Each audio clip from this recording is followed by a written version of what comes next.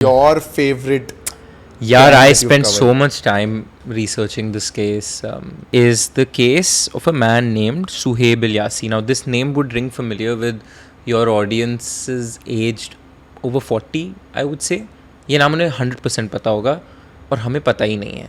मतलब हमारी जनरेशन को सुहेब इलियासी कौन क्या. बट अगर मैं बताऊंगा इसकी स्टोरी क्या, you are like how do I not know this. So Suhaib Ilyasi started India's first ever crime show, right? So he's like the godfather of true crime podcasting in some way. He is Indian? He's Indian, Okay. yeah, very, very much so. ठीक है. And this dude started India's Most Wanted with his then wife Anju Ilyasi. So Suhaib Ilyasi and Anju Ilyasi. And ये लोग जामिया इस्लामिया में मिले थे, interfaith couple, so sort of fought with their families to get this marriage happen, but the marriage eventually, the families were okay with it. Around 1993 they go to UK. They set up there. They've always wanted to get into production, but things don't work out necessarily until crime stoppers करके एक show था UK में उस time पे जो बड़ा famous हुआ था. और अब वो वहाँ रह रहे थे और उन्होंने रियलाइज़ किया कि क्रिएटिव एपेटाइट इंडिया में. अब मैं ये केस देखता हूँ तो मुझे लगता है मैं और ऐश्वर्या सेम लॉजिक से, मतलब यूएस में दो सुनने का एपेटाइट देखी, यहाँ बनाया. तो मेरे लिए इस चक्कर में ये केस थोड़ा सा वो है कि it sort of maps on to the journey I had. I hope it doesn't fully, because as we'll get there, but the initial few bits. So they take inspiration from Crime Stoppers, come to India, make a deck or come up with the show idea, India's Most Wanted, where they will each episode tell the tale of a criminal that is on the wanted list but hasn't been caught, right? And so they'll dissect those cases. The show is initially meant to be hosted by his wife Anju Ilyasi, but when ZTV finally picks up the show, they want Suhaib to host it. So Suhaib ends up hosting the show that airs in 1998. It is an immediate hit. Millions of televisions, bro. Families used to huddle around to watch this man tell about a certain criminal that's out on the loose. Just to quantify how prolific the show was, I think because of the show, more than 100 people got caught when their pictures were displayed on television sets across India. In fact, एक case I think GP Road का है दिल्ली का, जहाँ एक बंदा used to rape prostitutes and kill them, and within an hour of that episode being telecast, that dude was caught because Suhaib's distribution was so much that वो face दिखा दे and they'll get. This is only TV. This is only TV. So this is 1998, right? No social. Nothing TV. And so for 2 years the show goes on. The show is the thing. I mean, it's so hard to convey that it was a thing क्योंकि हमें पता ही नहीं ये show कुछ था, but it was the thing then. अच्छा, show is going well. Things are going well. Suhaib develops a fandom that is tough to sort of capture in words. But I'll give you an example of the fandom he garnered, and it'll be related to the story later. एक Z करके court documents में इस fan का नाम Z है, पता नहीं कौन है, अनोनिमस है अभी तक. एक फैन के साथ सुहेब की रिलेशनशिप शुरू हुई, एज इन मतलब not really romantic, just like that fan came in contact, said I am a huge fan, this and that. And ये this fan Z, alphabet Z, sent a locket to their home in Delhi. Okay. As a tribute to Suhaib, for you. Anju didn't like this. Anju felt this proximity to your fans was very unnerving. कि वो आपके घर कुछ भेज रहे हैं. She didn't like that relationship and wanted sort of Suhaib to cut it off with this particular fan Z. So Suhaib then sends it back because Anju is right, bro. Like, even you would have, in the process of becoming a content creator, have fans, and there's a healthy relationship you need to maintain, because otherwise that obsession can get a little toxic sometimes. Not always. I mean, I love my fans, but like there's a boundary that you need to maintain between your private and professional. And so Anju's demands, in my opinion, were fine. Her demands were substantiated when that same fan Z sends that locket back again, this time soaked in his own blood. So ये चल रहा है Ilyasi house hold में. The year is 2000, January. Suhaib and Anju's relationship has been a little fraught for a while. ठीक है? So he's a little, his antenna are up for weird things. Now he's at his office, long day's work, and his secretary comes into his office, says, I just got a call from Anju ma'am. She was telling me that the revolver is not in the holster. So he's like, why would she tell you about the gun? मतलब अपने ही दिमाग में कि why is she talking about a gun? Is that like a, you know, implied threat of some kind? Because he was worrying she might be suicidal or she's having an episode. He wasn't sure. अच्छा, he calls her up and phone पे वो उससे बोलती है Z1 I lost. Cryptic. He's like, I need to go. I don't know what this was. Z1 I lost. What do you mean? And like, he has no idea. Immediately rushes home. He is rushed with 2 police officers. So at all times this man has 2 cops. Why? Because he is literally unveiling fugitives from around India, so he needs protection because he's had threats many a times. Of course. So him in his cop escort, he gets back home where his 4-5-year-old daughter is also there, Alia Ilyasi, who's now a very prominent content creator, by the way. Funny how life works out. And he goes home, pacifies his wife Anju, but it proves to be useless. They enter into a sort of a very heated argument, and she reveals the gun behind her hand. Okay? Who reveals the gun? Anju. She has the gun in her hand, and she says, I will shoot myself. They end up calling Anju's sisters who are in US. They are trying to calm her down. Their sisters call their dad up. Dad is in Delhi. And nobody knows the reason so far. Why does she want to kill herself? Is it because of the fan? Is it because of anything else? Fraught relationship. Okay. Relationship sahi nahi hai.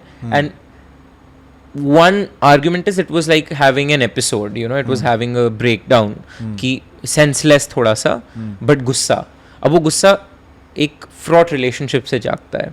अब क्यों fraud है, बहुत reasons हैं that we can get into, none that we can conclusively say, but he's eventually able to get the gun out of her hand, unload it, scatter the bullets, throw the gun.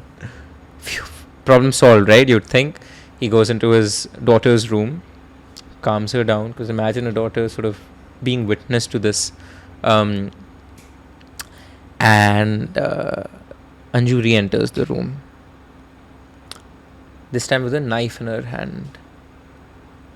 And Deepak, she stabs herself twice. She is rushed to a nearby hospital, who say no, she needs to be taken to a proper hospital. So she's then rushed to AIIMS. Couple of things happen in this period that will prove imperative for the investigation later. One is, on the way she's saying, Suhaib mujhe bacha lo, Suhaib mujhe bacha lo. So she stabbed herself, but she wants to be saved. The other is, Suhaib tells the doctor at that smaller hospital, when the doctor asks, इसे क्या हुआ? Suhaib said, इसने कुछ खा लिया. Okay. Now she's rushed to AIIMS, where the doctor on duty, upon arrival at the hospital, declares Anju Ilyasi dead. 11th January 2000. The family complies with the investigation. Suicide is ruled as the cause initially.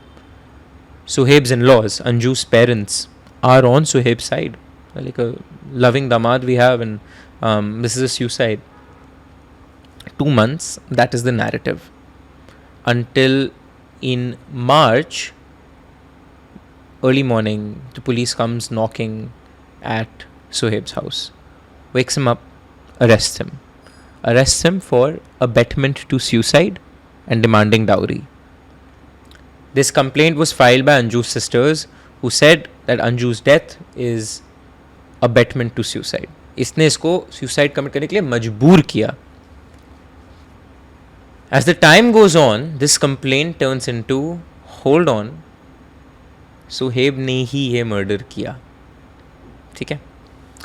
Autopsy होती है, autopsy का 3 doctor का panel है, AIIMS, Safdarjung and one more in Delhi. So like top brass doctors का 3 doctor का panel setup होता है, do autopsy कि क्या हुआ इस वुमन को. She clearly has 2 stab wounds, but in medical literature, or forget medical literature, I'm asking you, Deepak, God forbid you were ever to commit suicide, right? But how difficult and illogical is stabbing yourself? People shoot themselves, jump off in the moment things, right? Where you can't regret your choice. But stabbing yourself twice, it just sounds so difficult. Like, imagine stabbing yourself once and then repeating that same task again despite the pain. So in medical literature, suicide by stabbing is the rarest of rare. It's very difficult to find. But these forensic experts analyzed the nature of the wounds and they concluded that these wounds were self-inflicted. The angle at which the knife was penetrated, and you can listen to the whole podcast when I get into the forensics of the nature of the stab wound. Like, it really gets into the forensics of कितना depth है कि कोई आपको stab करे versus आप खुद को करो, pressure different होगा, तो depth different होगी. तो these are the things these forensic experts used to analyze self-inflicted or homicide. The 3 doctor panel concludes it is self-inflicted suicide, not homicide, not a murder. Suhaib is free, but he's fighting the battle. The battle continues for abetment and suicide and dowry and whatnot. And अच्छा, dowry के law का चक्कर problem क्या है? Dowry मांगी, jail immediate है. उसमें कोई wait time नहीं होता of investigating. You are guilty until proven innocent. One of the few laws in India which has this, which is unfairly used all the time and abused. So because the dowry complaint was put in, so he was immediately shipped to jail, and then so eventually got bail and he was out, and the autopsy came out. Now this happened in 2000. March of 2000. Years go by. 2007, 2008, the sisters demand a new autopsy. They're like, नहीं, पहला वाला गलत था. There is no precedent for getting a new autopsy because everything was done correctly. So the first judge said no. Like, क्यों? सब तो इनने किया.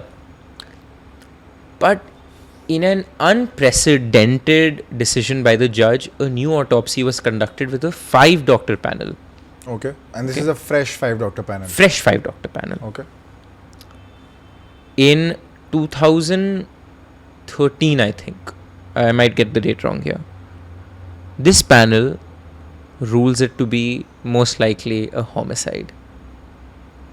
Suhaib Ilyasi murdered his wife. In 2017, the Delhi court finds Suhaib guilty of the murder of his wife. So this man goes from hosting India's most wanted to becoming India's most wanted.